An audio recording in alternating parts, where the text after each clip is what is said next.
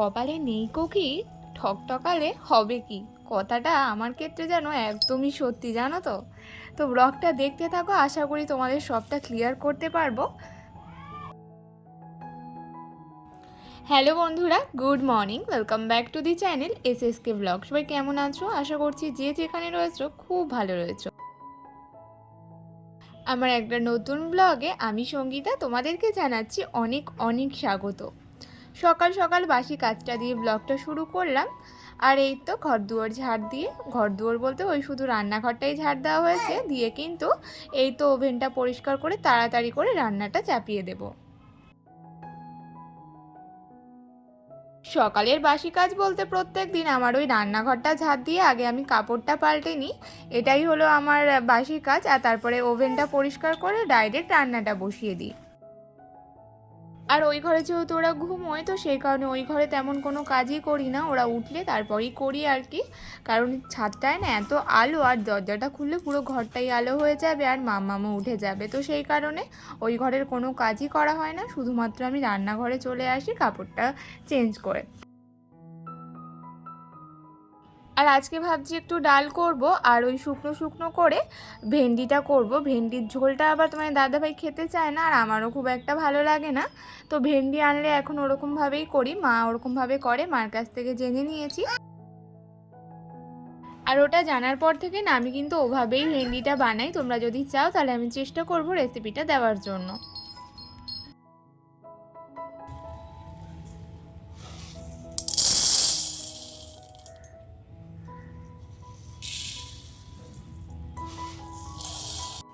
আর যেহেতু ডাল করব, ডালটাও এখন পরিমাপ করে বের করে নিলাম। আর এখন ডালটাকে ধুয়ে দেব, ধুয়ে তাড়াতাড়ি করে সেদ্ধ বসিয়ে দেবো। আর ওদিকে ভেন্ডিটাও তাড়াতাড়ি করে কেটে নেব।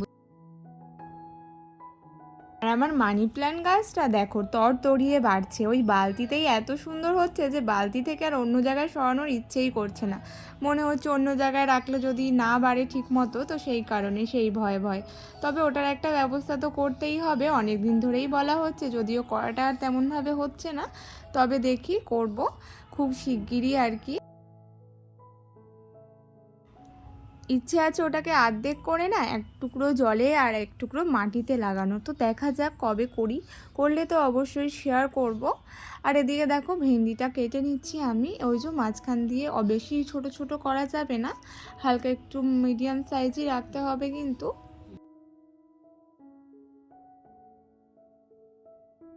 আর সত্যি কথা বলতে ওই যে ভেন্ডি ভাজা আর ভেন্ডির তরকারির থেকে এভাবে কিন্তু চচ্চড়ি করলে বেশ ভালো লাগে খেতে, একদমই শুকনো চচ্চড়ি যদিও। তো তোমরা যদি চাও তাহলে আমি রেসিপি অবশ্যই দেওয়ার চেষ্টা করব।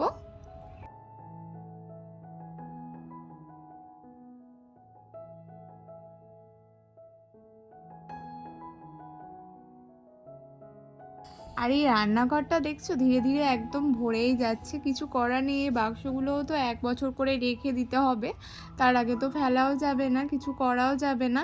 তো সেই কারণে এখানে থাকলেই সেফটি থাকবে আর কি। আর আমি যেহেতু এই পাশটাতেই রান্না করি, তো সেই কারণে। আর এই জায়গাটা জানো তো আমার একটু সাজানোর ইচ্ছে আছে, তোমরা কেউ একটু আইডিয়া দিও যাতে আমি এই জায়গাটা সুন্দর করে সাজিয়ে উঠতে পারি আর কি। আর যেহেতু ব্লগ শেয়ার করি একটু ভালো লাগে, আর ইচ্ছেও আছে এমনিতেও যে জায়গাটা সাজানোর। আর তোমার দাদাভাইকেও বলেছি আমাকে একটা টেবিল বানিয়ে দিতে, যদি টেবিলটা বানানো হয় তাহলে আর কি সুবিধা হবে আর কি, সেই কারণে। তো দেখা যাক কবে কি বানায় আর কি। ওই যে ব্লগের শুরুতেই তোমাদের সাথে একটা কথা বললাম, কপালে নেই তো কি ঠকঠকালে হবে কি, তো সেটার একটা কথা বলি তোমাদেরকে। তো দেখো সারা শীত চলে গেল, বিয়েবাড়ি তো পাইনি, তবে এবছরের প্রথম বিয়েবাড়ি মিস করলাম জানো তো। তাও এখানে নয়, শান্তিনিকেতন ছাড়িয়ে, কতটা দূর বলো তো। তো যাওয়ার তবুও ইচ্ছে ছিল যদি না ঘরে হাত দিতাম। আর তাছাড়াও দেখতেই পেলে কদিন আগেই মাম্মামের শরীরটা খারাপ হয়েছিল, আর এই রিসেন্ট ঠিক হয়েছে, আর এখনও খাওয়া দাওয়া তো তেমনভাবে করছেও না। এবার ওকে নিয়ে যদি অন্য কোথাও যাই তো একটু সমস্যাতেই পড়ে যাব আর কি। আর সত্যি কথা বলতে যদি এখন ঘরে না হাত দিতাম না, খুবই যাওয়ার ইচ্ছে ছিল। ভাইটা অনেক দিন আগে থেকে বলে এসেছে, তাছাড়া বিয়েরও দুদিন আগে বা বিয়ের দিনও বলেছে ফোন করে আসার জন্য, তবুও কিন্তু আমরা যেতে পারিনি। খুবই ইচ্ছে করছিল যাওয়ার, তবুও যেতে পারিনি আর কি।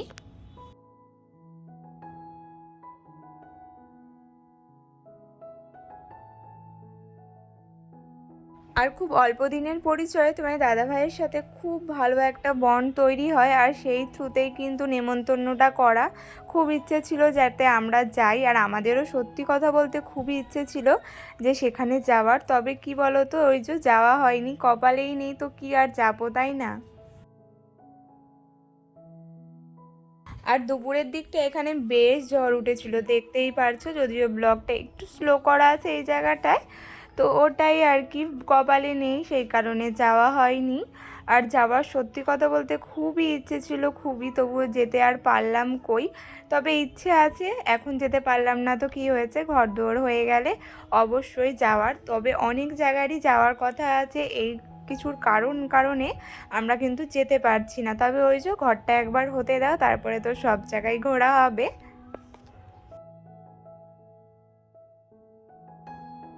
তো ওই ভাইটার বোনের বিয়ে ছিল আর কি। তো তোমাদের বিবাহ জীবন খুবই ভালো কাটুক, আগামী দিনগুলো খুবই ভালো কাটুক, এটাই ঠাকুরের কাছে প্রার্থনা করব। যেতে পারিনি তো কি হয়েছে, তবে হ্যাঁ অবশ্যই ভাই একদিন যাওয়ার চেষ্টা করব।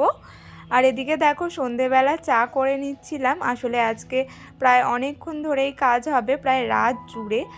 লেবার মিস্ত্রি গেছিলো ওই 9:30টারও পরে আর কি। তো সেই কারণে সন্ধেবেলা একটু দুধ চা করা হয়েছে, আর এই যে প্যাটিস দিয়ে দেওয়া হবে।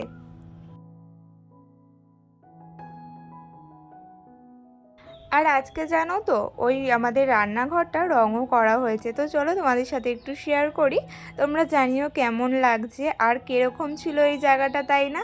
কি সুন্দর হয়ে গেছে। তবে এখানে আবার এখন ফ্রিজটাও সরানো হবে, তো ভাবলাম ফ্রিজটা সরানোর আগে তোমাদের সাথে একটু শেয়ার করে নিই। আর এখন কিন্তু বাইরের দিকটা লম্বালম্বিভাবে ওই জায়গাটা প্লাস্টার হচ্ছে। তো দেখো কত সুন্দর লাগে না রং ঠং করলে, তো বেশ ভালো লাগে। আমরাও যখন করব তখন আমাদের ঘরগুলো বেশ ভালো লাগবে। তো এখানে দেখো ভাই আর তোমার দাদা ভাই মিলে এই যে ফ্রিজটা বাইরে বার করে দিল, বাইরে বলতে এই যে এই রান্নাঘরটাতেই থাকবে। এইটা আমাদের রান্নাঘর প্লাস হলরুম টাইপের, ওই যে যেমন জায়গা সেরকম সব কিছু ব্যবস্থা তো করতেই হবে। আর এই যে ফ্রিজটাও কিন্তু এই জায়গাটার সাথে বেশ ম্যাচ খেয়েছে, তাই না? এই যে ব্লু, আর টাইলসটাও ব্লু, আর তারপরে কালারটাও যেহেতু ইয়েলো করা হয়েছে, তো সেই ক্ষেত্রে কিন্তু বেশ ভালো লাগছিল। আর আমাকে একটা দিদিভাই কমেন্ট করেছিল, দিদিভাই না ঠিক কি আমি বলতে পারবো না, তবে আমাকে একজন কমেন্ট করেছিল আমার ওই যে রুম ট্যুরের ব্লগে। তো ওখানে বলেছিল বাবা নখগুলো দেখে বেশ ভয় লাগছে। তো কি বলবো তাকে, যে সত্যি নখ জিনিসটা না আমার খুবই শখের একটা জিনিস।